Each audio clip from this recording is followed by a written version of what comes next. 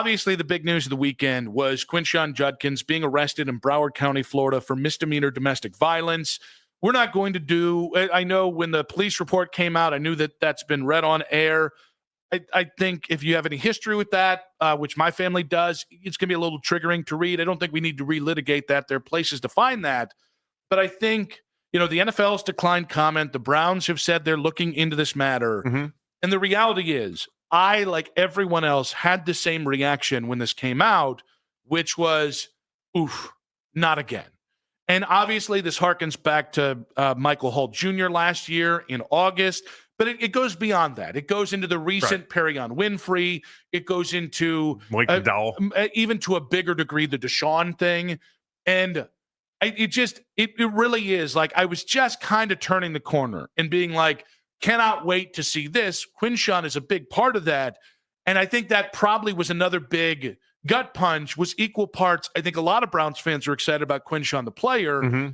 And then we also had the reminder that, oh, hey, Quinshon's here, which means Nick Chubb isn't. There were a lot of ways in which that was a gut punch. Well, the Nick Chubb part of that, too. That's what a lot of people focused in on. It's like, if you just signed Nick Chubb, we wouldn't have to worry about this. And now we don't know what the running game is going to be at all this upcoming season. Because if it's Ford and Sampson, that's not going to be anything that elicits a bunch of confidence. Yeah, well, because I don't think anybody sees Jerome, who I think I like Jerome. I like Jerome. I think he's almost a little underrated. He put up really good stats last year behind a bad O-line. I still think Jerome can be a significant piece of this thing going forward, even though it looks like he's going to spend one more year here and go off because they've got Judkins and Sampson. But I can't blame Browns fans for looking at this and just putting it as another check mark against Andrew Berry. Because even though the reports on Quinshon was that this was not even on anyone's radar in the pre-draft process, that he was a pretty clean prospect. Well, so that's what makes this hard for me. It's like, so he's a pretty clean prospect, but are they just avoiding some of what should be red flags, even though you have what is a clean prospect with no off-the-field records? But is there something they're missing, continually missing with some of these guys that are clean until they're not? And also on the other side of this, how much can I actually put at the feet of Andrew Berry when you have somebody that is perceived to be just that, a clean prospect, and then something like this happens and he's only been in the building for a couple months? So this is a great point. That first point that you made of how much can you not how much can you put at Andrew Berry's feet, but like what's your process look like? Teams are, and there's a big reason for it. Teams usually skirt the idea of what due diligence they do about people off the field. I think the Browns preceding Andrew Berry have shown you with their handling of Johnny Manziel and Justin Gilbert on up through other prospects that their process does leave something to be desired. Mm-hmm. And this is another thing of like, all right, was he clean, or did you just not inspect who he was and what might be out there about Or did you think you're getting a little bit of and I didn't get this vibe, by the way, with the NFL draft at all. Did you think you're getting any sort of value with Judkins? Because it's not, no one when they took him at 36 was like, oh, wow, yeah, you got that was first round talent that happened to go to 36. It's like, no, he was, maybe early second round, and you got him in the appropriate spot. Like it's so confusing because like Andrew Berry comes from the Howie Roseman, we'll take Jalen Carter and anybody that comes with problems school of thought. And so we know they open their arms to these guys. But in the case of Judkins, how much of this should they actually be tasked with when he hadn't shown any signs previously of being a nuisance or a problem? Yeah, and I think, because again, I think you have to open the door of, all right, well, what does your process look like? They're not going to tell you that, even though we do know a fair amount of teams might have a whole team of guys designed to fix situations like this. That doesn't mean that they do the greatest job researching any of these kids. And the reality is, I'd never heard anything like this from Judkins. It doesn't matter.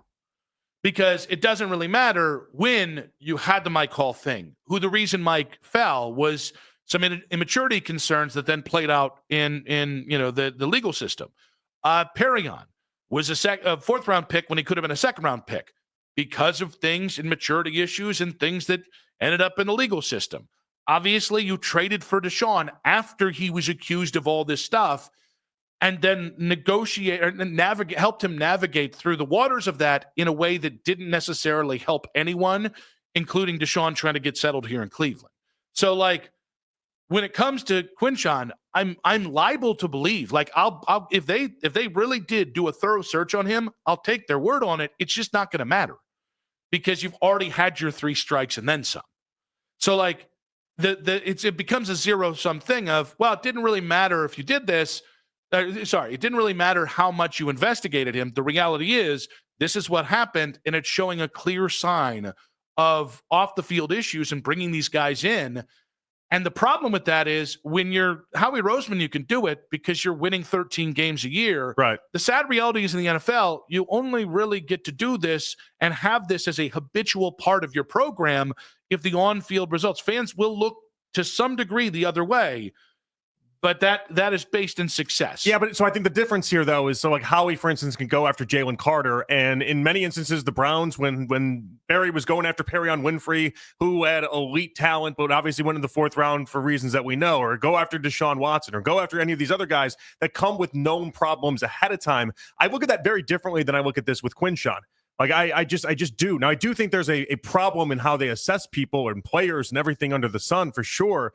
But like this isn't them taking Quinshon with the idea that he had an incident pop up his junior year or his an incident pop up at Ole Miss, and all of a sudden they should have been alarmed to the idea that he's a problem. Like this was out of the blue and seemingly out of character for him in many ways.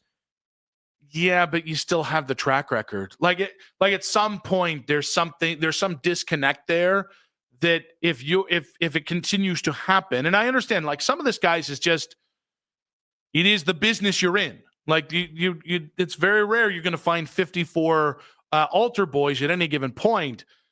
But listen, if this was the first of the incidents, you could fall back on, man, everybody seemed to think that this wasn't going to be an issue with him. But the reality is there were just so many things. And I do think, I think they have kind of even pointed out with some of their moves that they have, Mason Graham, that's a character guy. Dylan Gabriel, he's a character guy. I wonder if they thought Quinshon was a character guy too, though. That's the problem. Like somewhere in their assessment, they've gotten this wrong. And somewhere in their assessment, it's so tough to tell them they got it wrong when, I mean, how can you predict somebody's going to eventually allegedly strike a girl that he's dating? Like that seems like such a hard thing to be like, I know that this is going to eventually happen with this guy, or this guy seems like the type of character to eventually have this happen when we have no track record of that. It seems so hard to do. So we had somebody tweeting us both saying, we know, or he knows that we want Andrew fired, but you can't blame him for the Judkins things. I believe Kevin was really my source of frustration last year at the end of the season. I don't necessarily think Andrew's done a tremendous job, but I don't really want – I think there's a chance he could be fired this year, but I don't really want him to be. I just think Andrew this is one of those things where if you were coming off 11-6, I don't know it impacts Andrew Berry the same way as if you were coming off 3-14 and the failure of the Deshaun trade, which he germinated, or his front office germinated, which is the worst trade in NFL history. I don't think it's hyperbole to say Andrew Berry needs a win right now. And at the very least, he doesn't need another L like this. So he definitely needs a win. I have a hard time putting this as an L at his feet right now. I just do. And this is where we started to get to in the first segment. Like the idea that, there's other ones that you can predict and you can see coming, and they roll the dice. And I think Andrew Berry, guys like Perion Winfrey, he was willing to do that early on in his time there. But with Quinshon, we didn't have any sort of red flags or any sort of signs that anything like this was coming. And it's not as if he's been in the building and he's been around the Browns for a long time. Been there for 2 months, and it's just like I just don't. If we were to consult everyone else across the league and how many teams would have taken Quinshon Judkins out because of character concerns, that answer would have been 0. That is so. I will say I think you're driving at something that is fair. If this was meaning like we didn't have Mike Hall before that, we didn't have Perry on, we didn't have Deshaun, because that's we're averaging one incident a year here with people he brought in. It's not like this is a John Dorsey thing. I do think it's going to be really interesting because this always comes out over the next 7 to 10 days. Do we have any of the NFL reporters saying, hey, actually other teams did look into Quinshon? And that would change it completely, and by I the think way. that's going to be what that would completely change my tune on this. To me, that's where I think because here's the thing. To me, it's a pattern. even though Quinshon maybe didn't fit the profile of the other guys you brought in that had problems, you can't deny that the others happen. But I will say, all of a sudden, I would probably tune up that heat a little bit on Andrew if it does turn out at any point that all the Browns really had to do again, much like many of the cases of guys who've gotten in trouble here previously, all you had to do was look and they didn't look. That, I think, will be something that could really turn this into an even worse situation. Only thing I can find, and trust me, I searched high and low because it's part of our job to be able to research and try to find these things out, but you just can't find anything credible at his time at Ole Miss before Ohio State. But the idea is that there's certain message boards and certain fashions of that college, they believe that basically at the end, that end came because Lane Kiffin got frustrated with him, got tired of dealing with him. He wanted a lot of money, and they basically offered him pennies with the idea of we'd rather see you leave than hang around. And that's the only sign of anything that comes remotely close to him being a problematic human. Now, how the arrest for misdemeanor domestic battery of the weekend, I think, should impact how we think here. Beyond a lot of the obvious reaction, if you read the police report, stuff like that, I do think that until proven otherwise, we should expect this to impact his rookie year in some way, because you follow this out to what happened with Mike Hall Jr., or really anybody. This is set in stone now in the CBA as part of the personal conduct policy. And if it goes down one or two avenues, I think we can. At this point, I'd be surprised if there wasn't something involving the league from here. Well, the NFL doesn't care about whether or not they think you actually are guilty or not guilty. Yes. They care about the perception of it all, and the perception of it right now. And if you read the police report, that does him no favors. Okay, and so the perception right now is not great for him. So I would expect 6 games, and if he ends up getting it pleaded down and he gets 1 or 2 games knocked off, okay. But I'm living with the idea that it's going to be 6 games and we'll start and we'll go from there. And if something, I think that should be the expectation. It's kind of like Ortiz with the Guardians, where it's like as of right now, until we hear otherwise, I'm just assuming he's not playing baseball for the rest of the season. Yep. You come with evidence that shows me otherwise, okay, we can talk. But as of right now, you should play with that the assumption attached to that. Same thing here with Judkins. And I just think specific to the running back room, I think whether it's Jerome Ford or Dylan Sampson or really any of the other guys in that room, this does afford you an even bigger opportunity. I think we probably have all slept on Jerome a little bit. When I say we, I'm including myself here. Not me, though, right? We can take me off of that. Excuse me? I feel like we've equally slept on Jerome. Excuse me? We're on the lesser end of the Jerome Ford. How many times have I yelled about his yards per attempt to you? I don't honestly know you ever have. Is he gaslighting me right now, Mac? I promise. Mac, is he gaslighting me? I'm not attempting to do this. These are not my shenanigans. You might be gaslighting me right now. JP has gone to bat for Jerome quite a bit. Can you pull sound of it? Because I honestly, this doesn't even sound familiar to me. I might not even want this defense a few months from now, okay? So we might have this. This might be a good thing that you're trying to, like, Men in Black erase any Jerome Ford love that I've had. I'll give it to you if you believe you've done it. So, because I believe you. Why would you gaslight me to the opposite? Hey, if you want to remove me from any sort of attachment I have with certain players, and we can just start the whole thing fresh, outside of Shador, obviously, then we can do this whole thing. No, it's nothing. You gotta pull back on that too. I'm a little surprised. I like that Max at least got the memory to back it up here. Yeah, because we've gotten in yards per attempt debates forever. Jerome Ford averaged over 5 yards attempt per carry last year. I'm big into yards per attempt. There goes my type of running back. All right, so I do think this gives him an even. I think he's a home run hitter. Well, I think given that he's on a 1-year deal, I think Jerome probably had a little bit more. This whole thing was cooked a little bit more in the books of Quinshon Judkins stylistically, because Quinshon profiles as a bell cow back, Jerome doesn't. But if you look at it, he's also on a 1-year deal, and Quinshon, although he's yet to sign his contract, which is another interesting part of this, there were a lot of things that, like, I think Quinshon probably didn't have to do that much to take this job. This is the kind of thing, if you don't know when this kid's going to be available, all of a sudden that could really go in favor of Jerome going into a contract. Well, year. Not only Jerome, but also how about Dylan Sampson too? Yep. I mean, like when we interviewed Dylan Sampson a couple weeks ago, what was that, 2-3 weeks ago, somewhere in that range. Actually, I think you were off for that day.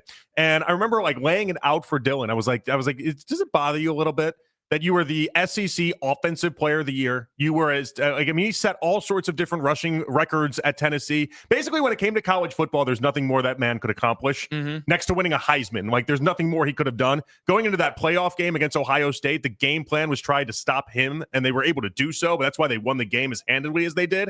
And I remember, like, Dylan was very humble about it all, and he had such a, well, you know, I could be better in certain areas approach, but I want to almost yell for him. Like, he is very, very talented. And this type of thing, we talk about Wally Pipp all the time in sports radio in general, but this is the type of thing. Like, maybe you get Wally Pipped in this, and Sampson in the first 6 weeks, while Judkins is on the sideline, showcases why he was so good in college. Yeah, and so it'll be interesting. Sampson and Ford kind of profile is similar backs, meaning I hate the term change of pace in 2025, but that's kind of how they've been thought of. Receiving, third down back, speed guys, home run hitters. That's it. Yeah. We've thrown a bunch of football jargon at it. Yeah, I would imagine that these guys, because here's the thing. I don't know. I think the Browns know they need to return to the running game. And if you don't have one guy like Judkins, who might be able to give you 20 rushes a game, and then you got another guy that gives you 10 or whatever, well, then between the 3 or 4 guys you have, if Quinshon's not out there, everybody gets 10 carries, and we'll see, we'll play the hot hand on any given day. And it's what they might end up having to do. I'll be interested to see how they actually appropriate out the touches and how this changes what their offensive game plan is and everything else with the sorts. But this is an opportunity for Sampson in a big time way. And I'm chalking it up. Like, let's see what you did. As a 4th round back, we can expect things. So this is difficult because on one hand, I look at it and go, well, Jerome's a nice piece. I think I actually like both running backs, even though, like a lot of people, I probably would have skewed Travion more than I would of Quinshon. But I think they didn't, because they knew they had Jerome there. And I do think that's like one potential flaw in the Death Star here is I think Quinshon's your only bell cow back. And that could be something that rears its head early in the season. If he does see a suspension, that would be the time you kind of need him up against bigger defenses, better defenses, and against better teams. Well, you can see why a lot of Browns fans immediately went to why Nicholas Jamal Chubb is not on the team and how devastating that is now. Yeah. And the worst part is, I had even just started to forget he was with the Texans. So you like, go get him? My first thought is, well, it opens the door for, he's in Houston. Well, how much? It's not like Houston. So Houston's got a battle right now. They have like 4 different running backs that are basically battling for their starting job. It's not like Houston wouldn't be open. It's just the problem would be you'd have to give up some sort of draft compensation to then get Nick Chubb back, which would be one of the biggest omissions of we screwed up. All right. That you just can't. I just don't think you can do in the NFL. I'm not saying I think there's a good chance he wins the job. I actually think Nick ends up being their bell cow back at some point this year. I would actually lock that. I'm going to lock that in. All right. So much like your Jerome Ford. Very brave of you. He's got Joe Mixon in front of him who's got money. That actually is more of a stronger take. Thank you very much. Yeah, very brave of you. Thank you for all your service today. And when walking in a very supportive Nicholas Jamal Chubb is going to be a bell cow back in Houston. I love your take that you're a big yards per carry guy. I am a big yards per carry guy. There are people who are against that. You were when you were fighting for Nick Chubb last year when he was getting 3.1 yards per carry. That was the argument. You said you weren't a big yards per carry guy. No, I said that's not the only thing that tells the tale of the tape. In the last 3 games, he looked better than the first 3 games. I don't know about that. Oh, no. I don't know about that one. Oh, no, Johnny Gaslight. I'm not letting you have this one. You already gaslighted me once. This is not going to go down where I gaslight you in return. Forgetting something is not the same thing as gaslighting someone. I'm allowed to forget a take that you had about Jerome Ford when we haven't had the conversation in 6 months. We should explore that a little bit. Is forgetting something the same as gaslighting somebody? I'm not sure at this point. I think that's a form of gaslighting right there. I know. 216-474-0092. What does this mean? What is if Quinshon does end up missing time for a suspension this year off on the heels of the misdemeanor domestic battery arrest, what does this mean for the Browns running back room? By the way, first 6 games of the season we've already talked about if we've mentioned how hard it is. Frank Schwab, when he came on with us a month ago, said it's the hardest schedule he's seen for the first 6 weeks in 20 years of covering football. Think about how much harder it makes if you don't have a run game.